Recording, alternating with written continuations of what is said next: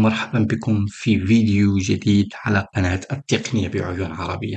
في هذا الفيديو سأشرح لكم طريقة رائعة، وهي طريقة إنشاء فاتورة مجانية بدون أي برنامج.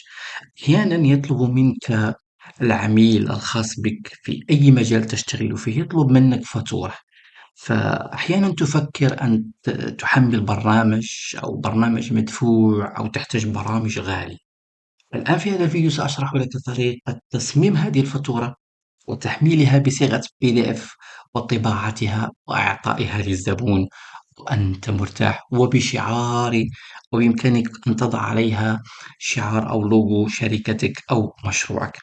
أولا، لا تنسى متابعتي على التقنية بعيون عربية على اليوتيوب وكذلك على جميع منصات التواصل الاجتماعي. قد فاتك الكثير من المواضيع التقنية الرائعة. فأول شيء نذهب إلى الموقع، هذا الموقع all-in-one-free.com. هذا الموقع آمن 100%. كل المعلومات التي ستقوم بإدخالها ستظل مخزنة في متصفحك وفي جهاز الكمبيوتر الخاص بك، يعني لن تذهب لأي طرف ثاني. أوكي. أول شيء نذهب إلى منزل للأسفل، ثم سنجد أداة إنشاء فاتورة، نضغط عليها هكذا. ثم هنا أول شيء نقوم باختيار شعار الفاتورة، يعني شعار شركتك وشعار مشروعك، تضغط عليه وتقوم بإضافة أي شعار. نحن سنقوم بإضافة هذا الشعار. هنشوف شعار ثاني.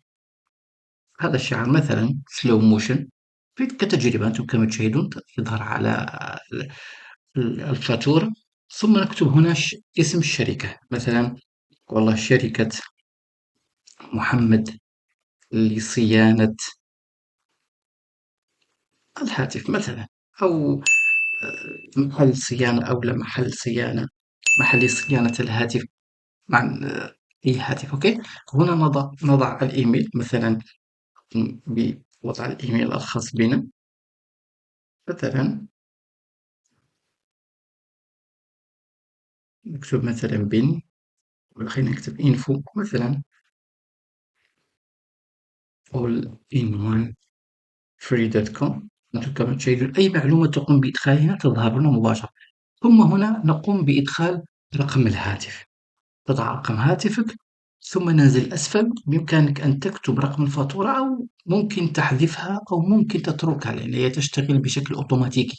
وهنا بإمكانك تغيير عملة، مثلا نحن نشتغل بالدرهم المغربي، ممكن تغير تكتب الريال السعودي مثلا، كذا الريال السعودي فيقوم بتغييره أوتوماتيك. نحن سنشتغل بالدرهم المغربي هكذا.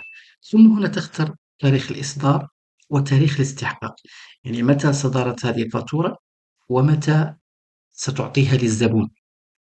أوكي. ثم نكتب هنا المؤسسة التي أو الشخص الذي سنقدم له الفاتورة.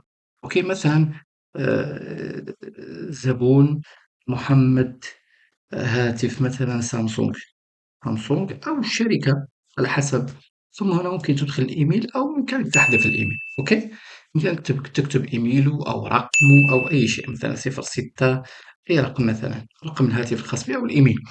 ثم ننزل للأسفل، ثم نكتب الخدمة التي قدمناها لهذا الزبون، أو المنتوج الذي بعناه له. مثلا نقول والله قمنا تصليح منفذ الشحن. تمام. واحد كم سعره؟ مثلا 200 درهم. أوكي. مثلا قمنا يا سيدي بالتغيير، أو بعنا له مثلا شاحن النوع تايب سي مثلا، تايب سي هكذا. وبإمكانك أن تضيف شيء ثاني، مثلا تضيف والله خدمة تغيير، عفوا، خدمة أو تغيير شاشة الهاتف. ثم تكتب كم، يعني هذا على حسب المنتج، ثم تقوم والله ب400 درهم. أوكي. هنا تظهر الخدمة أو المنتج، وهنا الكمية، وهنا السعر، وهنا المجموع. مثلا هنا لو كانت مثلا الشاحن تايب سي اشترى شاحنين، سيقوم بكتابة 2 ثم سعر الواحد 300 المجموع 600 درهم. أوكي، هنا المجموع ثم هنا الخصم. ممكن أنك دير له نسبة الخصم اللي هي 10% مثلا، لا دير له تخفيضات ممكن. أوكي، فكان المجموع في الأول كم هو؟